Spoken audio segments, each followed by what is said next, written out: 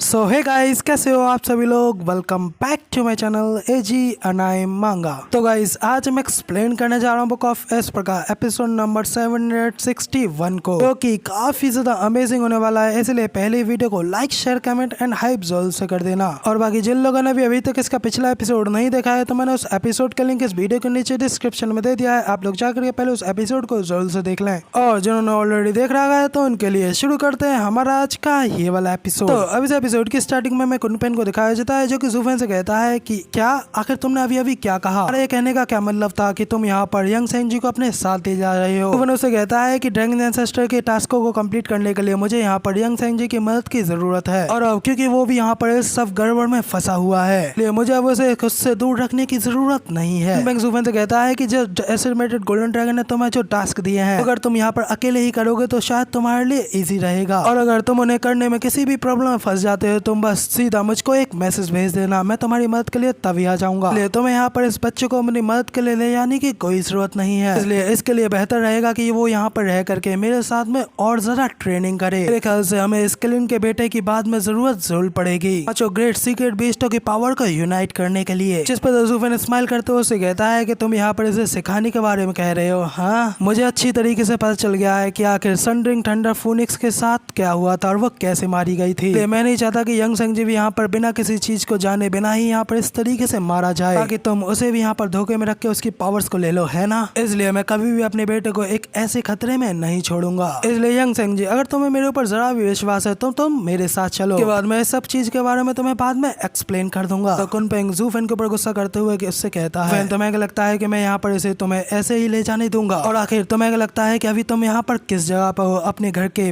Backyard में क्या, जो तुम जो चाहो वो यहाँ पर कर सकते हो। ज़ूफेन उससे कहता है कि भले ही मैं पहले यहाँ पर ये नहीं कर सकता था, लेकिन अब मैं ये कर सकता हूँ। कहते हैं ज़ूफेन वहाँ पे उसे अपनी पावर्स को शो कराने के लिए एक चुटकी बजाता है, और उसकी चुटकी बजाते ही वहाँ पर डेसिमेटेड गोल्डन ड्रैगन की दोनों ब्रेथ पिल्स बाहर निकाल देता है। तो वो कहता है कि मेरे ख्याल से ये चीज इस चीज को बदल सकती है। ज़ूफेन के हाथों में देख करके तो कुनपेंग में हैरान होते हुए कहता है कि ये तो ओल्ड ड्रैगन की ड्रैगन ब्रेथ पिल है। इनकी पावर्स को देख करके साइड पे बैठा 3-हेडेड क्रो तो कांप रहा होता है। कुनपेंग ज़ूफेन से कहता है कि तुम्हें लगता है कि ये चीज भी मुझे यहाँ पर रोक रख सकती है। ये भले ही उसका सबसे स्ट्रॉन्गेस्ट अटैक हो सकता है, लेकिन मैं भी यहाँ पर कोई कमजोर खिलाड़ी नहीं हूँ जो कि इन छोटी मोटी चीजों से डर जाएगा। वैसे भी हम लोग तो यहाँ पर कई हजारों सालों से एक दूसरे के साथ में लड़ते हुए आए हैं अपनी अपनी फुल पावर के साथ, लेकिन कोई भी हम में से टॉप पर नहीं आ पाया। तुम्हें यहाँ पर ये लगता है कि तुम इस चीज से मुझे यहाँ पर डरा दोगे। उससे कहता है कि हाँ, बिल्कुल सही, तुमने बिल्कुल सही कहा। सीक्रेट बीस्ट कभी भी एक दूसरे के साथ में आज तक जीत नहीं पाए हो, और ना ही यहाँ पर ड्रैगन एंसेस्टर तुम्हें कभी हरा पाया है। तो ऑफ कोर्स ये ड्रैगन ब्रेथ पिल तुम्हारे ऊपर कोई काम नहीं करेंगी। हालांकि ये उससे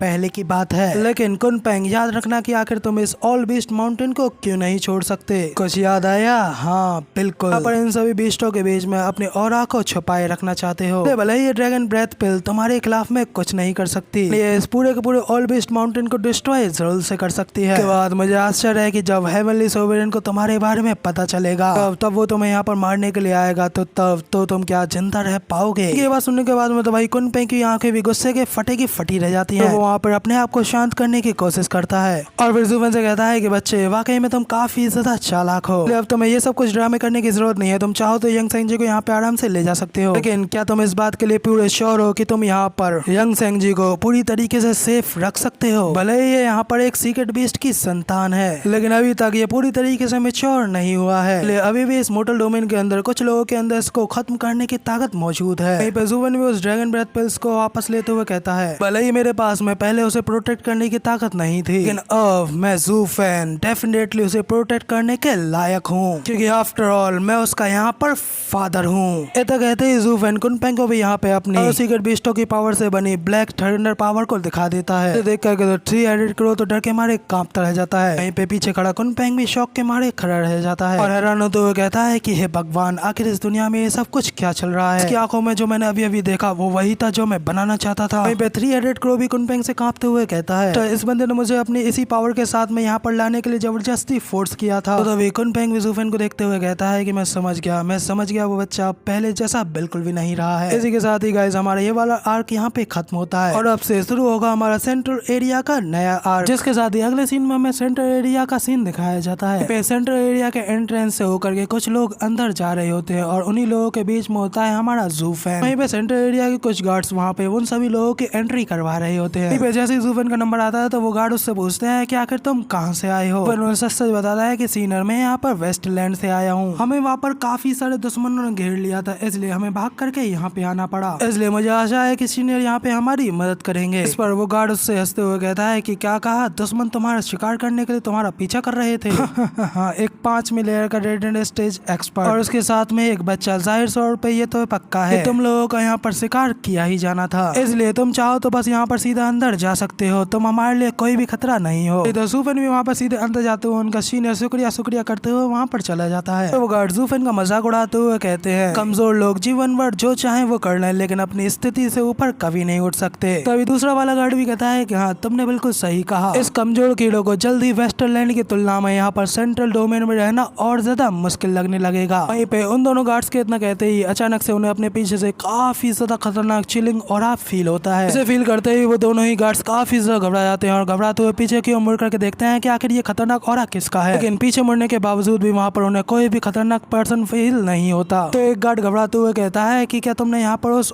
ओल्ड मैन को फील किया? तो दूसरा कहता है कि हाँ, ऐसा लग रहा था कि जैसे कोई विशाल सांप हमारे पीछे घूम रहा हो और जैसे बिल्कुल मेरी जान लेने ही वाला हो, क्या तुम्हें भी बिल्कुल ऐसा ही फील हुआ था? तो दूसरा बंदा कहता है कि हाँ, जरूरी है हम लोगों की इमेजिनेशन होगी, अभी महीने पहले ही डोंगफेंग लॉर्ड ने हजारों सोल हार्मनी स्टेज के एक्सपर्ट्स को काट डाला, इसलिए सभी लोग इतने समय बहुत ही ज्यादा पैनिक में हैं, लेकिन वो चोर दिन दहाड़े ऐसा कुछ भी नहीं करेंगे, खासकर हम जैसे आम लोगों को तो बिल्कुल निशाना नहीं बनाएंगे। तो दूसरा कहता है कि हाँ, हम जैसा आम होना भी काफी ज्यादा अच्छा होता है, हम स्ट्रॉन्ग लोग तो हम जैसे लोगों को इग्नोर यहाँ पर कर ही देते हैं। तो उस भीड़ के एक कोने पे हमें जूफेन और यंग सेंग जी को छपे हुए दिखाया जाता है। उन लोग शांत होते देख करके यंग सेंग जी के चेहरे को जूफेन छोड़ देता है, तो यंग सेंग जी भड़कते हुए कहता है, वो कमीने बेवकूफ लोग हम दोनों की यहाँ पर बेइज्जती कर रहे थे और ऐसा आज से पहले कभी भी मेरे साथ नहीं हुआ है जब भी मैं कभी बाहर निकला हूँ, इसलिए अगर आपने अभी तक मुझे नहीं रोका होता तो अब तक मैं उन दोनों के सिर को काट करके अपने हाथ में लिया होता। जूफेन उससे कहता है कि मेरे बेटे, अगर तुम ऐसा करते तो हमारे लिए भी कुछ मुश्किल खड़ी हो जाती। ये वेस्टरलैंड नहीं है बल्कि फ्लाइंग ड्रैगन सिटी है, ये सेंट्रल रीजन के 9 रूलर्स में से